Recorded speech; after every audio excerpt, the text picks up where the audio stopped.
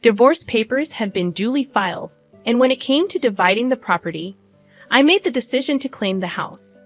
Despite my insistence, Ben dismissed any notion that he could contest it. Uttering those final words, he abruptly left the hospital room, indifferent to my pleas for him to wait and my desire for a meaningful conversation. That was how I found myself discarded, even in the midst of battling a serious illness like cancer. Loneliness enveloped me, but strangely, the negative emotions that once lingered in my heart began to dissipate. It was as if my love for Ben had evaporated. At that moment, I acknowledged that Ben, who had insulted me and consistently acted selfishly, deserved some form of retribution. I began calmly strategizing my revenge. My name is Wendy Morgan, a 50-year-old housewife living with my husband Ben. Our marriage, devoid of children, had spanned 30 years. Initially, I believed we were a supportive couple, but an irreparable rift had developed between us. In my understanding of marriage, partners should support, challenge, and complement each other. However, this was absent in our relationship. Returning from an errand, I found Ben demanding dinner immediately, oblivious to the continuous responsibilities of a housewife. Even on his days off, he prioritized his own leisure over supporting me. Over the years, Ben never extended a helping hand, regardless of how busy or unwell I was. His perception of a housewife's role seemed limited to constant labor, and he never allowed me to rest, even during illness. I had hoped for a marriage built on mutual support, but Ben's actions contradicted that ideal. The early days saw me attempting to bridge the gap, but Ben remained resolute, asserting his belief that as a housewife, I had no grounds to complain. Love had long faded, and I didn't anticipate unwavering support in everything. Still, I longed for simple kindness during challenging days. Ben's refusal to acknowledge my humanity and hardships widened the rift between us, turning our marriage joyless and meaningless. I grasped the situation more acutely than anyone else. It was during this realization that I sensed something awry with my health. While I had always been prone to illness, this time felt distinctly different. I promptly reached out to my father, who escorted me to the hospital, where I received the diagnosis of cancer. Fortunately, it was detected early, and the doctor assured me that I could commence treatment immediately.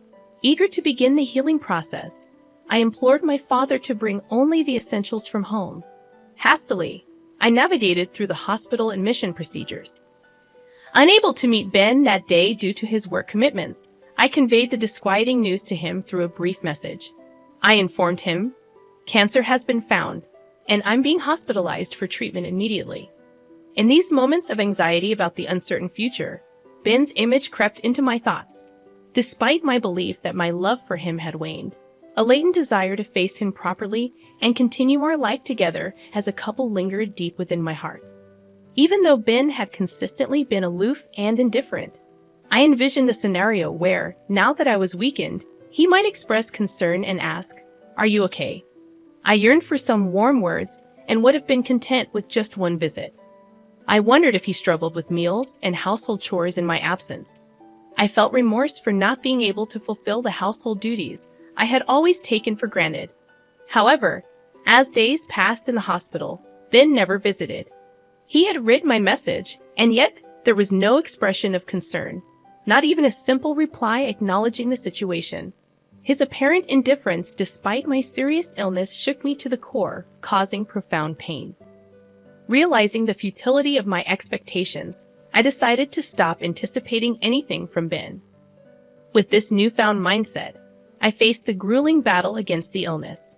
The treatment was as demanding as expected, marked by enduring pain and suffering. The medication's side effects took a toll on my body, leading to many sleepless nights filled with discomfort. There were moments when I contemplated giving up on treatment, allowing my deteriorating body to take its course and end my life. However, each time I felt this way, the encouraging words from my parents, reassuring me that I was doing great and things would surely get better, compelled me to summon strength and endure until today.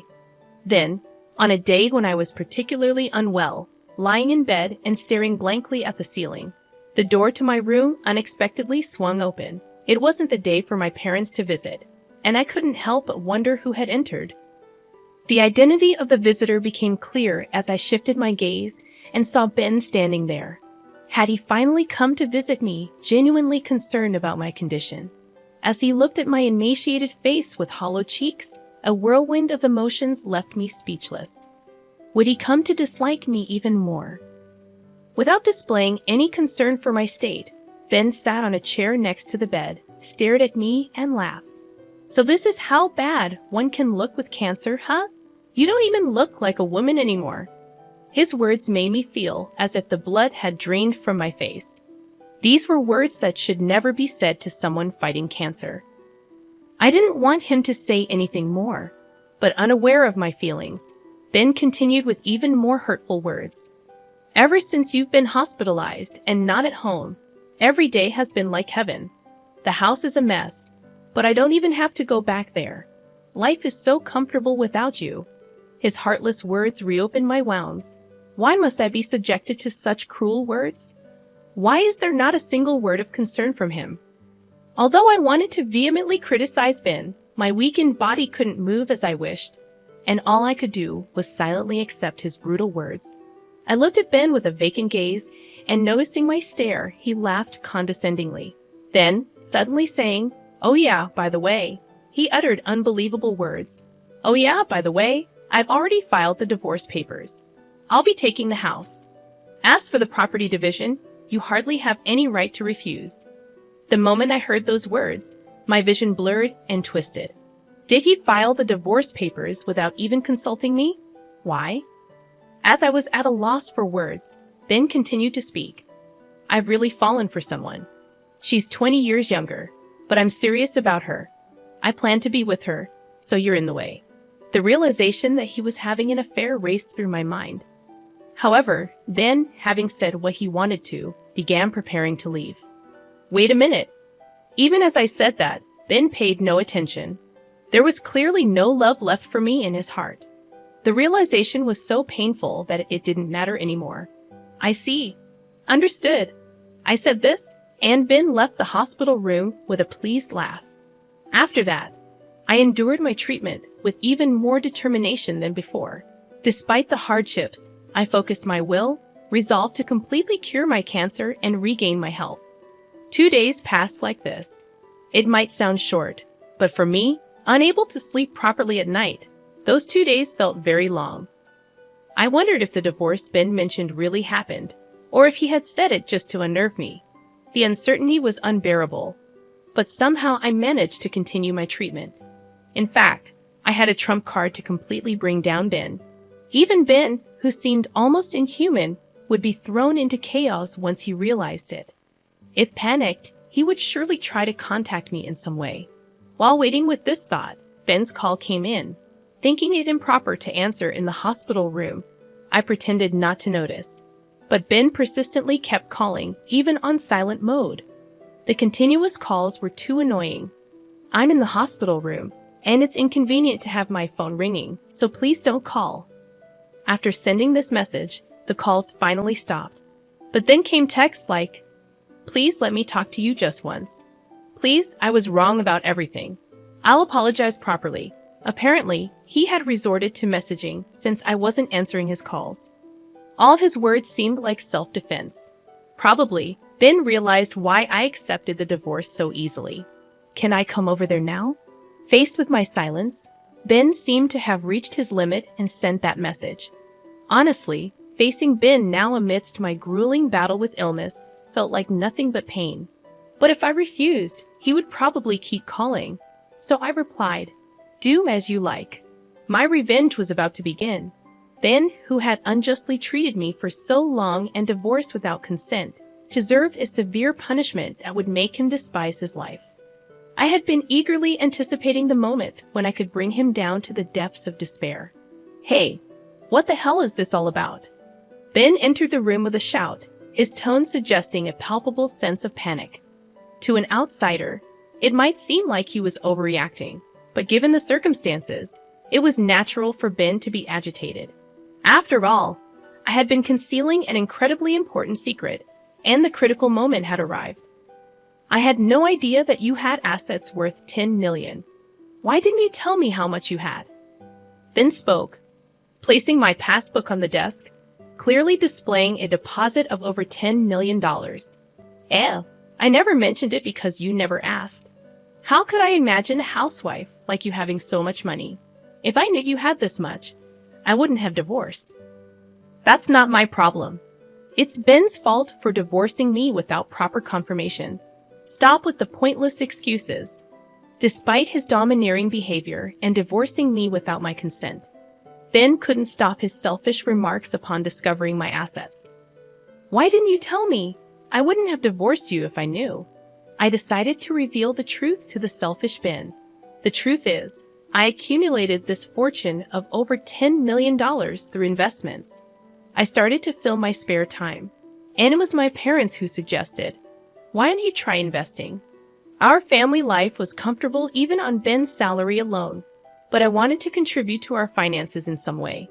My father, knowledgeable about investments, immediately taught me diligently when I expressed interest. Thanks to his guidance, I started with the hope of making even a small profit and continued investing steadily. I made my first investment 5 years ago, and since then, I rapidly improved, becoming capable of earning significant amounts of money through investments. Even my father was astonished, saying, "I never expected you to grow this much." The profits I generated over these 5 years are the $10 million recorded in the passbook Ben brought. Actually, I was planning to tell you when the timing was right, but then I got cancer. You divorced me without listening to anything I had to say. I never intended to keep this wealth a secret forever. Once I overcame my battle with cancer and could return to my normal life, I planned to tell Ben about this $10 million. I had originally intended to share it with him, envisioning that we could continue our life as a couple and use it when necessary. However, Ben selfishly chose to divorce before I could reveal this financial secret. Now that we're strangers, it feels odd to disclose it to him. Given this outcome, the entire $10 million probably belongs to me. As I recounted my story, Ben's face flushed, and he began shouting, "If I knew you had this much money, I wouldn't have divorced you. It's your fault for keeping it a secret, so pay me $10 million in the property division. You need to atone for the sin of keeping secrets from your husband." Whether he was panicking over the reality of such a vast fortune or frustrated that he couldn't get his hands on it, Ben started saying the unthinkable. Since we were already divorced, no matter what, it was impossible to give him this $10 million. Still, Ben, seeing but unable to reach the $1 million right before him, started making unrealistic demands. In response, I unintentionally laughed. Ben yelled at me, "What are you laughing at? Stop belittling me. I've always been annoyed by your attitude. I never thought you'd be so cunning to have such a fortune as a wife. A wife's assets belong to her husband. You have to give me this $10 million. I never intended to keep this secret forever. I was planning to tell you, but you divorced me first. Stop making excuses. It's all your fault for keeping secrets." Without any recollection of making excuses, Ben became more enraged with each word I spoke, blaming and berating me. His shouting was too much for my head, still recovering from illness, and I couldn't bear it. Realizing it was futile to continue talking with Ben, who wouldn't accept my words and would surely try to make me the villain, I quickly ended it. "Enough is enough. You divorced me of your own accord, right? Who filed the divorce papers without my consent? I always thought your behavior was terrible, but I never imagined you could be so cruel. To think a person could feel this much frustration." Now my heart was filled not with the pain of battling cancer, but with resentment towards Ben. He should have realized that shouting this loudly would affect my weakened body. More than that, I couldn't suppress my anger towards this selfish person who sat arrogantly beside my bed, accusing me with words born from his self-centered thoughts. Do you know what I thought when I found out I had cancer? I thought that answering him might make Ben worry about me a little, be kinder to me, and reconsider his feelings. Instead, he didn't even come to visit me in the hospital. When he finally showed up, he told me he had filed for divorce without my consent, and that he would take the house. How could he be so selfish and then come here criticizing me for having substantial assets? I've said it many times.